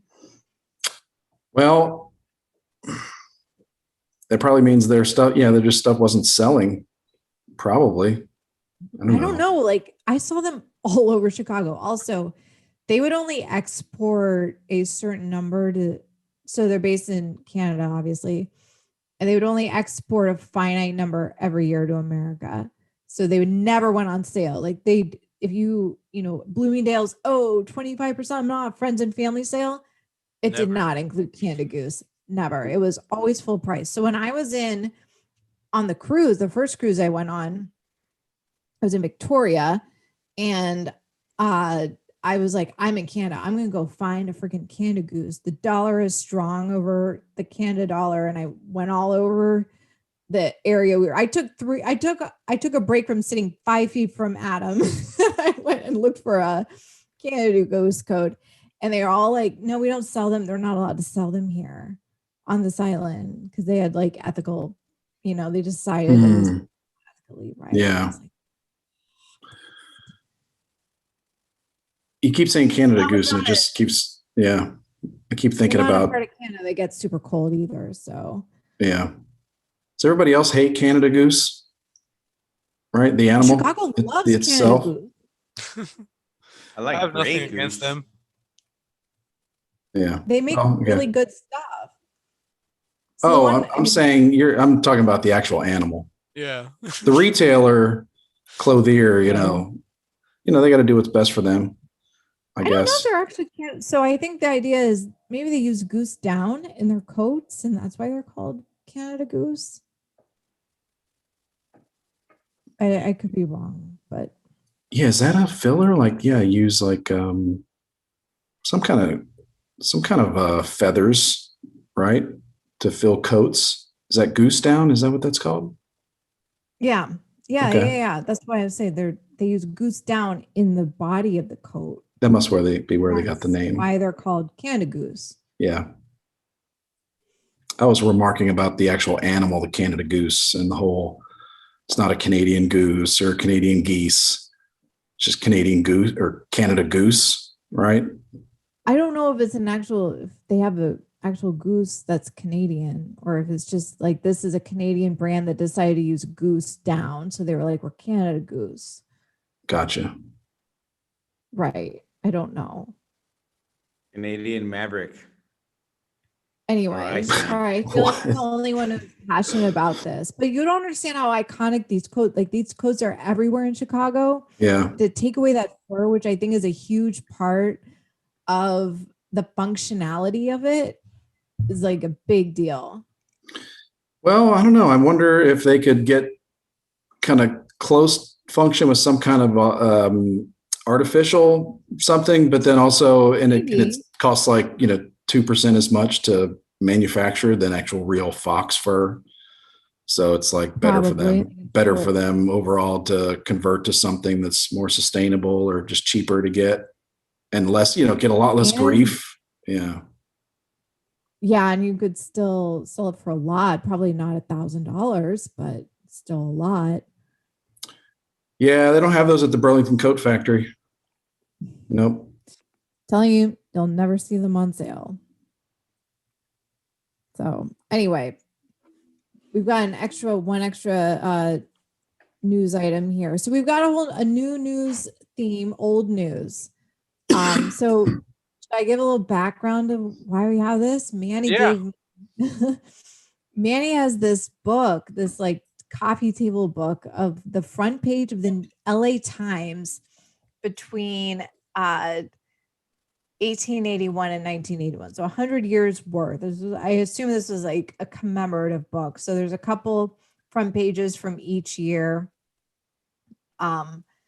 throughout those 100 years. And it's really interesting to like read the headlines and the articles and just kind of see how news worked back then and kind of like the style and what did they highlight. And sometimes it's really similar to what you see now. And sometimes you're like, oh my gosh, that's one. Okay. So I'm going to start picking like an old news story. And I think this one kind of ties into my interview with George. So back in 1942, they banned the sale of sugar. They banned sugar from being sold. So yes, this was this was a World War II thing. So sugar rationing. Okay, that's the why. Yes. All sugar sales in the United States will be halted at midnight on April 27th, 1942 for approximately 1 week. Government officials announced today after they set 6 days in April and May for the nationwide sugar rationing registration. So Johnny Ham, acting chief of the Office of Price Administration, reported that sugar will be off the market for that time and not available until about May 5th. So I did a little. So, okay, they explained that the ban was ordered as a step preparation to sales under rationing, which will go into effect as soon as the moratorium on sale ends. So this was sort of like, okay, no sugar now, and then we're going to ration it. So I did a little research on, I had to go to Wikipedia because they didn't have the full article on the front page. It was like turn to page 23. Anyway, so sugar was actually the first consumer commodity ration, with all sales ending on April 27, 1942. And when it resumed on May 5th, you were allowed half a pound of sugar per person per week, which was half of normal consumption.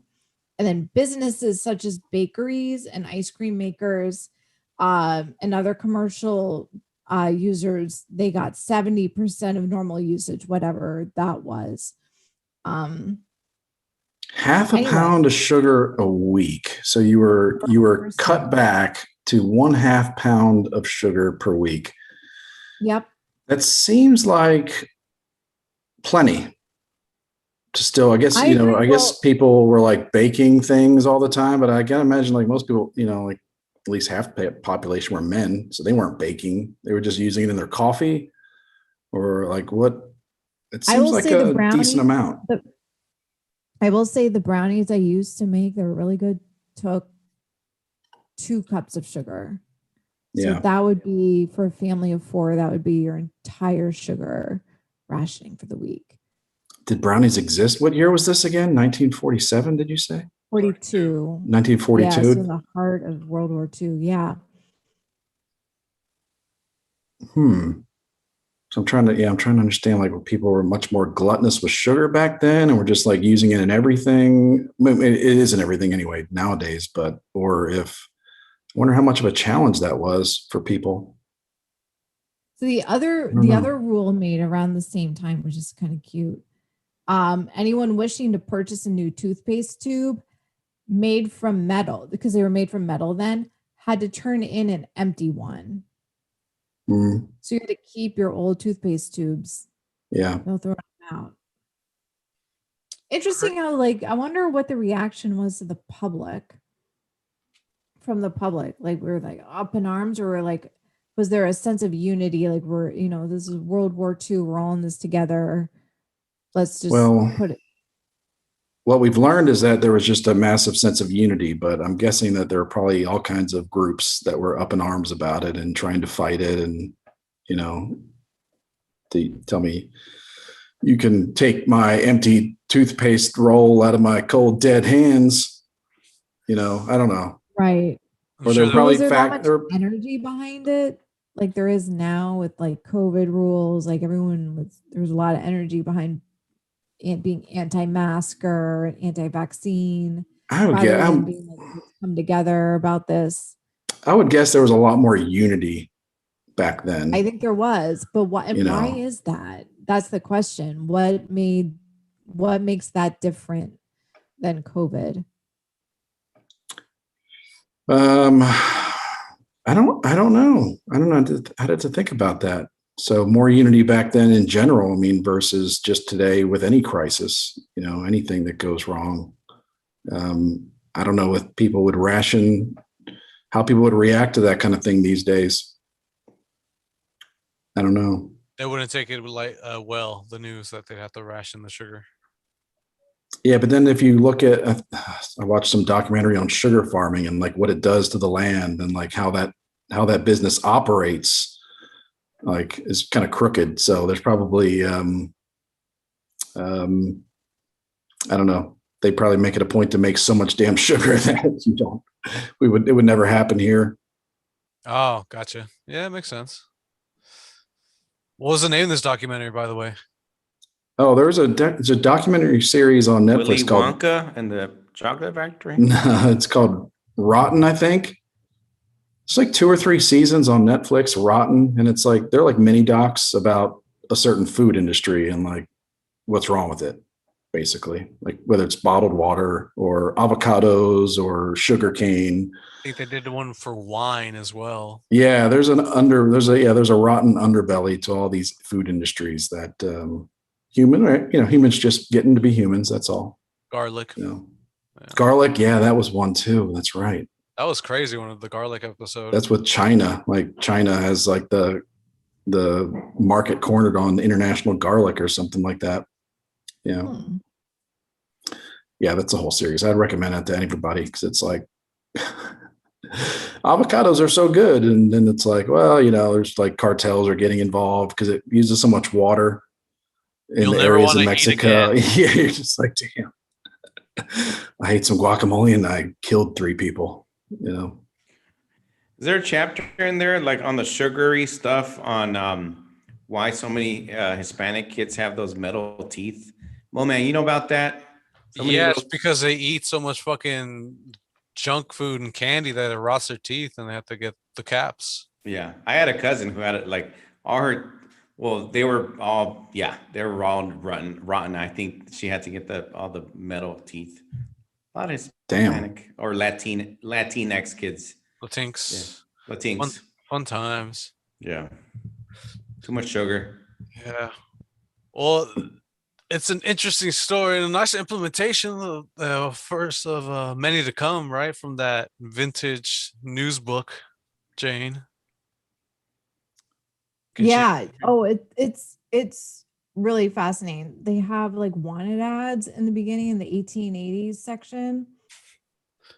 It's like all black. Wanted boy dishwasher for dishwasher at small restaurant. You're like, oh my God. Wanted as in, like jobs, right? Yes. Yeah. Oh, I thought it was like wanted criminals. Oh, like criminals. Slave ran away. Got a Fine. rogue dishwasher on the loose. Watch out, it'll throw a plate right Yeah. at your face. Exactly. No, Horribly just like disfigure they're you. still using the word boy. You know, it's like Oh, wow. Boy, but not boy. Boy as in. Oh, that's what you're boy saying. was Ah. a word for a black person. That's Eesh. I got you. Yeah. Okay. yeah. So very in front page, you're like, wow. Different world, different time. And the other observation was that so they'd have a news story just about someone random in an accident. They would give his address, like his street address in the article. You're like, what?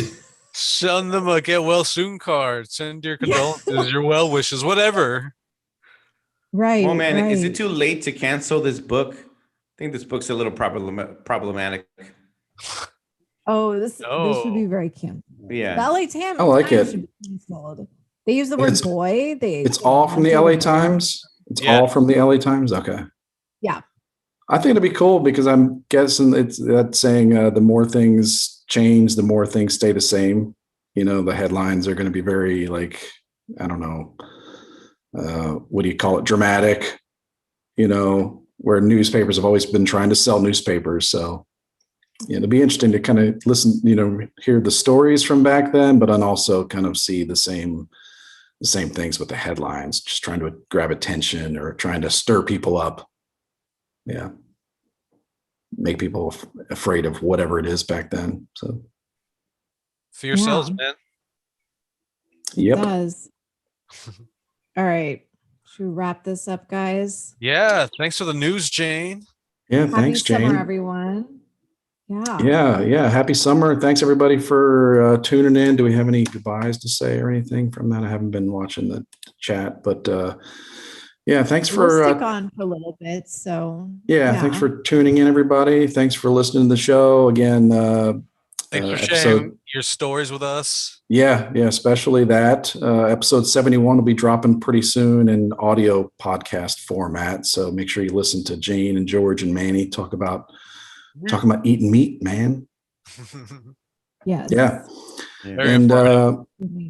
yeah, and then we'll be back next week for the same. Thanks everybody for the Zoom call last Friday. Had fun. I was kind of tired. I was thinking I was going to call it an early night, but had fun talking to everybody there. So that was a good time.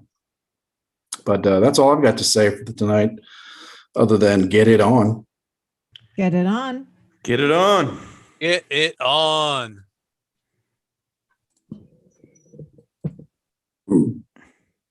All right. Oh man, I was about to cough there for the last 30 seconds. You have a mute button, Chris? Say what? Mute button. Mute. Do I have a mute button? Yeah. Yeah. You could have on coughed, my- right? yeah, I hit it at the end there. Oh, okay. Okay.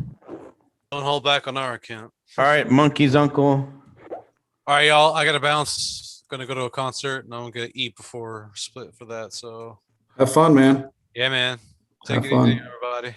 Yeah, thanks, Cool. man. Take it easy. See ya. Yeah, I should probably head out soon. I'm sleepy. Aw. Yeah, I'm trying like hell to get to bed earlier these days. Yeah. You working, Robbie, or what? I'm at work. I'm at work. Okay. Holding it down. Yeah. I'm ready to go home. All right. Well, safe travels. Yeah. You guys too. Jane, See have what we a have. good night. Chris, have a good night. Monkey's uncle. All right. Backhand. Screw Signing you. off. Sorry, Roy. guys. Yeah, everybody. I was just checking out the chat here. Thanks, monkeys and brewing backhand. Yeah, seriously. Whoever Take it easy. Yeah, whoever sent in questions and stories and all that stuff. Mindy, we love you. You're always here.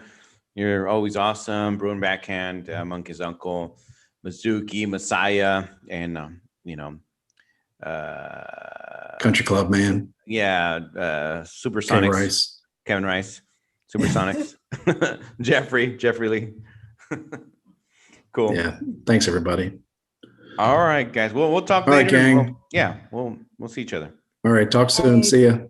Bye, guys. Bye, guys.